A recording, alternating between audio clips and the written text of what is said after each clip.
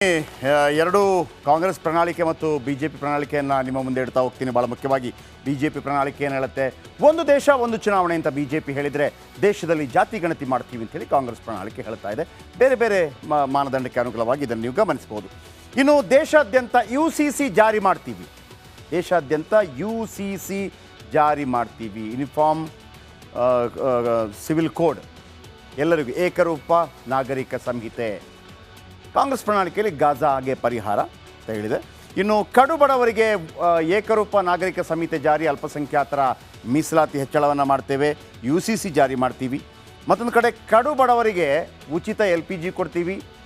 ಕಾಂಗ್ರೆಸ್ ಹೇಳುತ್ತೆ ಮಹಿಳೆಯರಿಗೆ ವರ್ಷಕ್ಕೆ ಬಡ ಮಹಿಳೆಯರಿಗೆ 1 ಲಕ್ಷ ಕೊಡ್ತೀವಿ. BJP ಹೇಳುತ್ತೆ ಉಚಿತ ಕರೆಂಟ್ ಕೊಡ್ತೀವಿ, ಉಚಿತ ನೀರು ಕೊಡ್ತೀವಿ.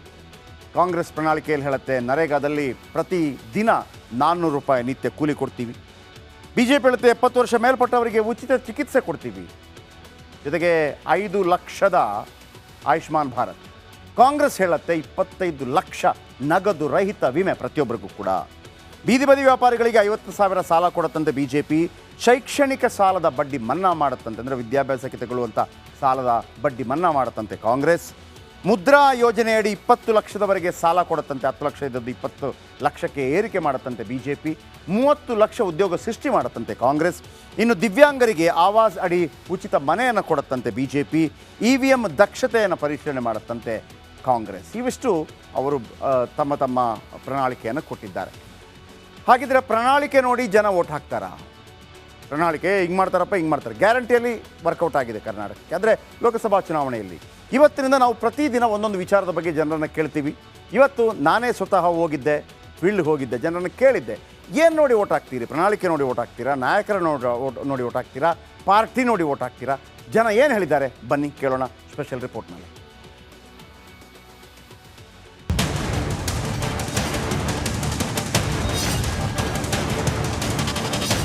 ನಮಸ್ಕಾರ, ನಾನು ಬೆಂಗಳೂರಿನ ನಗರಪೇಟೆಯಲ್ಲಿದ್ದೀನಿ. ಈಗಾಗಲೇ ಕಾಂಗ್ರೆಸ್ ಹಾಗೂ BJPಯ ಪ್ರಣಾಳಿಕೆ ಬಿಡುಗಡೆಯಾಗಿದೆ. ಯಾವ ಗ್ಯಾರಂಟಿ? ಮೋದಿ ಗ್ಯಾರಂಟಿನ, ಕಾಂಗ್ರೆಸ್ ಗ್ಯಾರಂಟಿನ? ಜನ ಯಾವುದನ್ನು ನೋಡಿ ಓಟ್ ಕೊಡ್ತಾರೆ? ಇದರ ಬಗ್ಗೆ ಪ್ರಮುಖವಾಗಿ ಇವತ್ತು ಮಾತಾಡೋಣ. ಭಾಳ ಅನೇಕರು ಇಲ್ಲಿ ಜಾಯ್ನ್ ಆಗಿದ್ದಾರೆ. ಸರ್, ನೀವು ಏನನ್ನು ನೋಡಿ ಓಟ್ ಹಾಕ್ತೀರಿ? ಮೈಸೂರು ಸರ್. ಮೈಸೂರು. ಏನನ್ನು ನೋಡಿ ಓಟ್ ಹಾಕ್ತೀರಿ ನೀವು? BJP ಪಕ್ಷ. ಯಾರ್ದು ಪ್ರಣಾಳಿಕೆ ಚೆನ್ನಾಗಿದೆ, ಕಾಂಗ್ರೆಸ್ದ BJP? BJP ಚೆನ್ನಾಗಿದೆ. BJP ಪ್ರಣಾಳಿಕೆ ನೋಡಿ ಓಟ್ ಹಾಕ್ತೀರಾ, ಮೋದಿ ಅವ್ರು ನೋಡಿ ಓಟ್ ಹಾಕ್ತೀರಾ?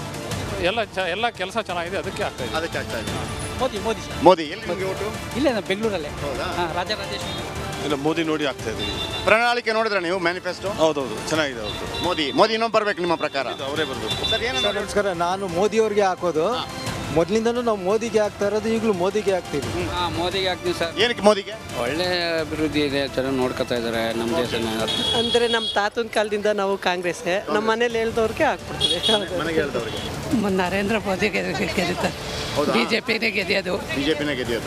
ಸರ್, ಹಿಂದುತ್ವ ಮತ್ತೆ ನರೇಂದ್ರ ಮೋದಿ ಓಕೆ, ಅವ್ರು ಮಾಡ್ತಾ ಇರೋವಂಥ ಡೆವಲಪ್ಮೆಂಟ್ಸ್ ನೋಡಿ ಓಟ್ ಹಾಕೋದು. ಓಕೆ. ನರೇಂದ್ರ ಮೋದಿ ಆಗ್ಬೇಕಾ, ರಾಹುಲ್ ಗಾಂಧಿ ಆಗ್ಬೇಕಾ? ರಾಹುಲ್ ಗಾಂಧಿ. ರಾಹುಲ್ ಗಾಂಧಿ ಆಗ್ಬೇಕು. ಇಂಡಿಯಾ ಮೋದಿ ಬರಬೇಕು. ಯಾರಮ್ಮ, ಮೋದಿನ ರಾಹುಲ್ ಗಾಂಧಿನ? ಸರ್, ಖಂಡಿತ ರಾಹುಲ್ ಗಾಂಧಿ ಬರಲಿ. ಈ ಸತಿ ಒಂದು ಚಾನ್ಸ್ ಕೊಡೋಣ. 100% BJP ಬರುತ್ತೆ. ಮೋದಿ ಬೆಸ್ಟಾ, ಕಾಂಗ್ರೆಸ್ ಬೆಸ್ಟಾ? ಮೋದಿ 100% ಮೋದಿ. ಹೌದಾ? ಮೋದಿ ಸರೇ ಬೇಕು. ಮೋದಿ ಸರ್ ಬೇಕಾ? ಅವರೇ ಬೇಕು, ಮೋದಿನೇ ಬೇಕು ನಮಗೆ. ಅಭಿವೃದ್ಧಿ ಆಗ್ಬೇಕಂದ್ರೆ ಮೋದಿ ಮತ್ತೊಮ್ಮೆ ಪ್ರಧಾನಿ ಆಗಲೇಬೇಕು. ಸರ್, ಮೋದಿ BJP ಅವರು. ಓಕೆ. ಪ್ರಧಾನಿ ಯಾರಾಗಬೇಕು ಅಂತ ಬಯಸ್ತೀರಿ? ಫಸ್ಟ್ ದೇಶ ನೋಡ್ತೀನಿ. ದೇಶ. ದೇಶಕ್ಕೆ ಒಳ್ಳೆ ವ್ಯಕ್ತಿ ಬೇಕು ಅಂದ್ರೆ ಮೋದಿ ಬೇಕೇ ಬೇಕು. ಓಕೆ. ಮೋದಿ ಇಲ್ಲ ಅಂದ್ರೆ ದೇಶ ನಡೆಸಕ್ ತುಂಬಾ ಕಷ್ಟ ಇದೆ ಈಗಿನ ಪರಿಸ್ಥಿತಿಲಿ. ಓಕೆ. ಅಂತ ವ್ಯಕ್ತಿ ತನ್ನ ಮಕ್ಳಿಲ್ಲ, ನಾವೇ ಅವ್ರ ಮಕ್ಕಳು. ಓಕೆ. ಮೋದಿನೇ ಬರಬೇಕು. ಏನೋ ನಾನು ಚೆನ್ನಾಗಿರ್ಬೇಕು ಅಂದ್ರೆ ಕಾಂಗ್ರೆಸ್ಸು, ನಾವೆಲ್ಲರೂ ಚೆನ್ನಾಗಿರ್ಬೇಕು ಅಂದ್ರೆ ಮೋದಿನೇ ಬರಬೇಕು. ನರೇಂದ್ರ ಮೋದಿ. ನರೇಂದ್ರ ಮೋದಿ. ಎಷ್ಟು ವಯಸ್ಸು ನಿಮಗೆ? 48. ಇವರು ಸಿದ್ದರಾಮಯ್ಯಗಿಂತ 10 ವರ್ಷ ಚಿಕ್ಕವರು ನೀವು. ನಮ್ಮವರೇ ಸಿದ್ದರಾಮಯ್ಯ. ಯಾರು ಓಟ್ ಹಾಕ್ತೀರಿ? ನಾವು ಸಿದ್ದರಾಮಯ್ಯನೇ. ಸಿದ್ದರಾಮಯ್ಯ. ಅಲ್ಲಿ ಕೇಂದ್ರದಲ್ಲಿ ಯಾರಾಗಬೇಕು? ರಾಹುಲ್ ಗಾಂಧಿ ಆಗ್ಬೇಕಾ, ನರೇಂದ್ರ ಮೋದಿ ಆಗ್ಬೇಕಾ? ಅಲ್ಲ, ಅವರೇ ಆಗಲಿ. ಇಲ್ಲಿ ಸಿದ್ದರಾಮಯ್ಯ ಬರಬೇಕು ನಮಗೆ. ಯಾರಣ್ಣ, ಮೋದಿನಾ ರಾಹುಲ್ ಗಾಂಧಿನಾ? ಮೋದಿ ಸಾರ್. ಮೋದಿ. ಮೋದಿ ಬರಬೇಕು ಸರ್. ಮೋದಿ ಬರಬೇಕು. ಹೌದು. ಯಾರು ಓಟ್ ಹಾಕ್ತೀರಿ? ಮೋದಿಗೆ. ಮೋದಿಗೆ. ಓಕೆ. ಮೋದಿ ಸರ್. ಮೋದಿಜಿ. ಯಾರಣ್ಣ, ಯಾರು ಗೆಲ್ಬೇಕು ಈ ಬಾರಿ? Vote for Modi. ಮೋದಿ. ಮೋದಿಜಿ ಶಾಬಾಷ್. ಏನ್ ಮಾಡಿದ್ದಾರೆ ಮೋದಿ ಅವರು? ಎಲ್ಲ ಚೆನ್ನಾಗಿದ್ದಾರೆ ಸರ್. ಚೆನ್ನಾಗಿ ಮಾಡಿ. ಮತ್ತೆ ನೀವು ಕಷ್ಟಪಡ್ತಾ ಇದ್ರಿ? ಇದು ಅವ್ರಿಗೆ ಹೆಲ್ಪ್ ಇದೆ. ಏನು, ಹೆಂಗೆ? ಅವ್ರು ಚೆನ್ನಾಗಿದ್ದಾರೆ, ನಾನು ಚೆನ್ನಾಗಿದೆ. ಅವ್ರು ಚೆನ್ನಾಗಿದೆ, ನೀವು ಚೆನ್ನಾಗಿದೆ. ನೋಡಿ, ನಿಮ್ಮ ಹೆಸರೇನು? ವೀರ ಸರ್. ಮೋದಿನೇ ಬರಬೇಕು. ಮೋದಿನೇ ಬರಬೇಕು. ಬರಬೇಕು, ಅವರೇ ಬರಬೇಕು. ಅವರೇ ಬರಬೇಕು. ಯಾರಣ್ಣ ಈ ಬಾರಿ ಹೇಳ್ಬೇಕಂದ್ರೆ ನರೇಂದ್ರ ಮೋದಿ ಅವರೇ ಬರಬೇಕು. ನರೇಂದ್ರ ಮೋದಿ ಅವರೇ. ಅವಾಗಲೇ ಸರ್ ನಿಜವಾಗ್ಲೂ ಹೇಳ್ತೀನಿ. ಖಂಡಿತ ಮೋದಿ ಅವ್ರು ಬರಬೇಕು. ಸರ್ ಮೋದಿ ಅವ್ರು ಬರ್ಬೇಕು ಸರ್, ಯಾಕೆ ಯಾಕಂದ್ರೆ ತುಂಬಾ ಹೆಲ್ಪ್ ಮಾಡಿದ್ದಾರೆ. ಏನ್ ಹೆಲ್ಪ್ ಮಾಡಿದ್ದಾರೆ? ಅದೇ ಇದು ಕೊರೋನಾದ ಬಗ್ಗೆ. ನರೇಂದ್ರ ಮೋದಿ ಅವರು. ಅವ್ರಿಗೆ ಓಟ್ ಹಾಕ್ತೀರಿ? ಎಲ್ಲಿ ನಿಮ್ಮ ಓಟ್ ಇರೋದು?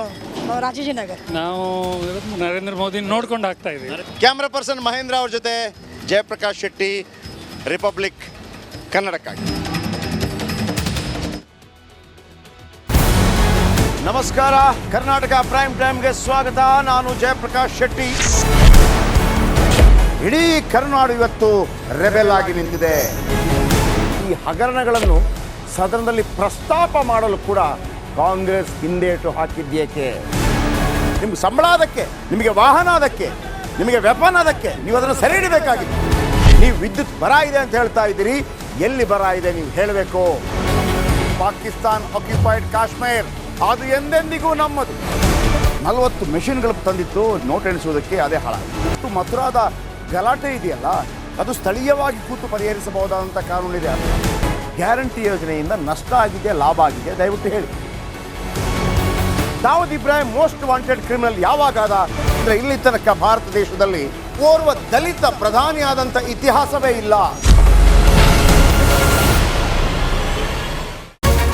ರಿಪಬ್ಲಿಕ್ ವರ್ಲ್ಡ್ ಆಪ್ ಇದು ಕೇವಲ ಅಪ್ಲಿಕೇಶನ್ ಅಲ್ಲ, ಸಮಗ್ರ ಸುದ್ದಿಗಳ ಸಂಪರ್ಕ ಮಾರ್ಗಕ್ಕೆ ಕ್ರಾಂತಿಕಾರಿ ಬದಲಾವಣೆ. ರಿಪಬ್ಲಿಕ್ ವರ್ಲ್ಡ್ ಆಪ್ ಕೇವಲ ಸುದ್ದಿ ಅಪ್ಲಿಕೇಶನ್ ಅನ್ನ ಪರಿಚಯ ಮಾಡ್ತಾ ಇಲ್ಲ, ಬದಲಾಗಿ ಡಿಜಿಟಲ್ ಸುದ್ದಿ ಬಳಕೆಯ ಹೊಸ ಯುಗಕ್ಕೆ ನಾಂದಿ ಹಾಡ್ತಾ ಇದೆ. ಇದೊಂದು ಬ್ರೇಕಿಂಗ್ ನ್ಯೂಸ್, ಪ್ರಭಾವಶಾಲಿ ಕಾರ್ಯಕ್ರಮಗಳಿಗೆ ಗಟ್ಟಿಯಾದ ವೇದಿಕೆ. ರಿಪಬ್ಲಿಕ್ ವರ್ಲ್ಡ್ ಅಪ್ಲಿಕೇಶನ್ ಈಗ ಲೈವ್ ಆಗಿದೆ. ಗೂಗಲ್ ಪ್ಲೇ ಸ್ಟೋರ್ ಮತ್ತು ಆಪಲ್ ಆಪ್ ಸ್ಟೋರ್ ಎರಡರಲ್ಲೂ ಲಭ್ಯವಿದೆ. ಈಗಲೇ ಡೌನ್ಲೋಡ್ ಮಾಡಿ.